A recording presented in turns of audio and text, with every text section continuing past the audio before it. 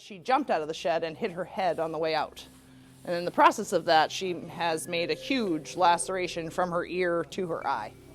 So we've got her getting sleepy, and we're going to have to repair it because it's not going to heal on its own. And if there's some good news in that it appears to have not impacted her eye. No, it hasn't touched her eye. Nope. No, so her eye should be just fine. That's a good thing. Yeah, it's a good thing. And most head wounds heal up really well. They heal actually pretty faster than most other wounds because there's no tension. And so first I have to actually remove the hair in her foretop because it's going to be all in the way and it'll affect healing and stuff. So she's going to unfortunately end up with kind of a buzz cut. And then I put a block around the whole wound, so with a bunch of lidocaine, so she can't feel what I'm doing. She's still gonna be able to see it, but she can't feel it. So when I sew it closed, she hopefully just stands still and lets me fix it. Great. And Martha, you've finished sedating and also numbing the area. Correct. So now we are starting the internal repair.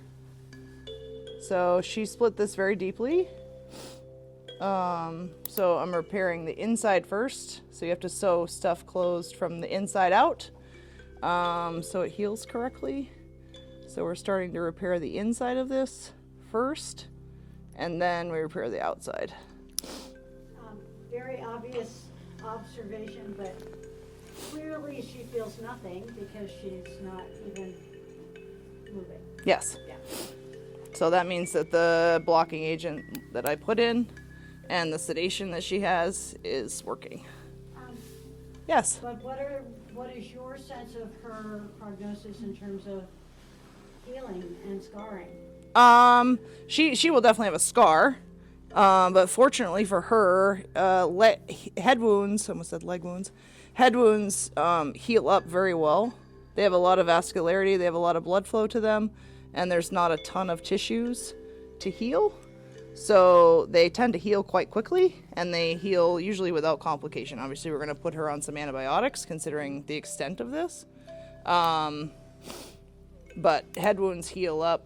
Can you push her that way a little bit?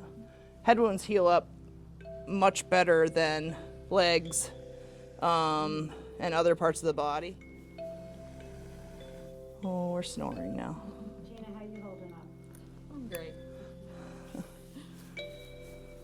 Yeah, so she hit her head really hard, so she just kind of made like a little chip fracture off her temporal bone right up here in between her ears. The rest of the bone is intact. There's no fracture below it that I can feel. No mobility to the bone. It was just a kind of a chip fracture off, so that no longer has blood supply to it. It will, the way they word it, it's going to become a foreign body, and her body, she'll end up getting like a chronic infection unless I removed it. So I removed it now so that it won't affect her long term. I gotta say, Martha, you do unbelievable work. Thanks.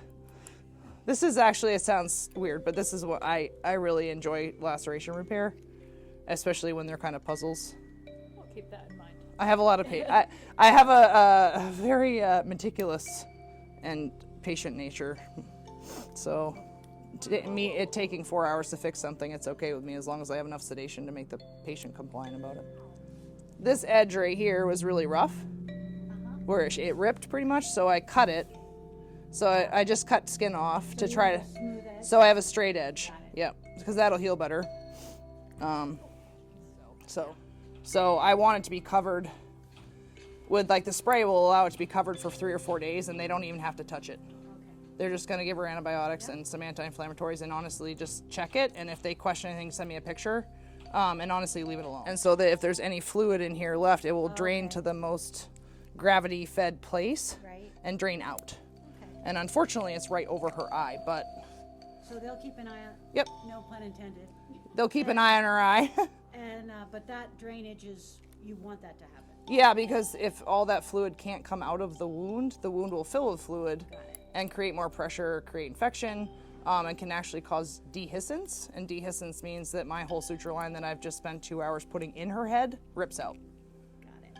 And then they're calling me to do it again.